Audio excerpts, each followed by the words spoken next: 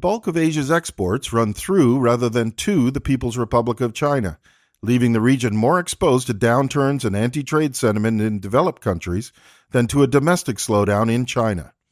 Governments should promote domestic growth and trade within Asia to lessen that exposure, economists argue in a new book by the Asian Development Bank Institute, Slowdown in the People's Republic of China, Structural Factors and the Implications for Asia. Peter Morgan, co-chair of the research department at ADBI and one of the editors of the book, explains the conclusions of a paper by Willem Thorbecke of Japan's Research Institute of Economy, Trade and Industry. Asian economies need to adjust to potentially slower growth in the PRC, although the impacts are not expected to be too great. They need to make greater efforts to diversify their exports away from dependence on China and the developed economies, and to take steps to promote growth of domestic demand. As China did, Asian economies can spur domestic demand through economic reforms, promotion of financial development, education and innovation, economic upgrading, and steps to improve social safety nets.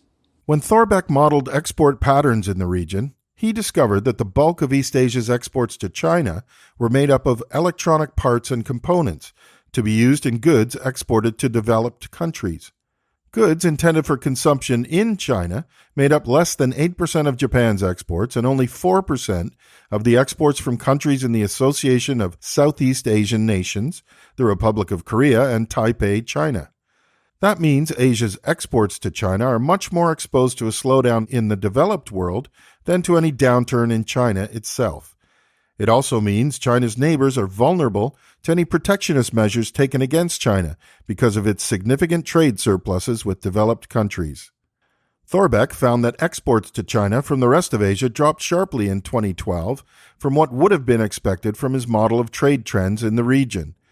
By 2015, exports to China from the rest of Asia were a third lower than what would have been expected had the earlier trade trends continued.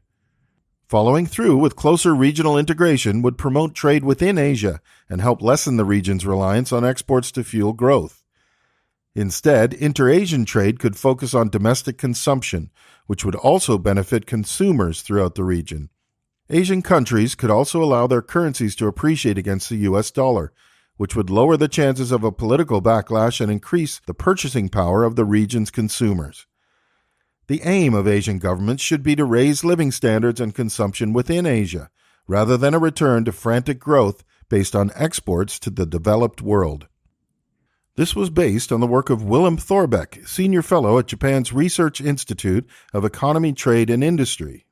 Published in ADBI's Slowdown in the People's Republic of China, Structural Factors and the Implications for Asia, edited by Peter Morgan, co-chair of the research department at the Asian Development Bank Institute, Justin Yifu Lin, director of the Center for New Structural Economics, Peking University, China, and Guanghua Wan, director of the Institute of World Economy, Fudan University, China.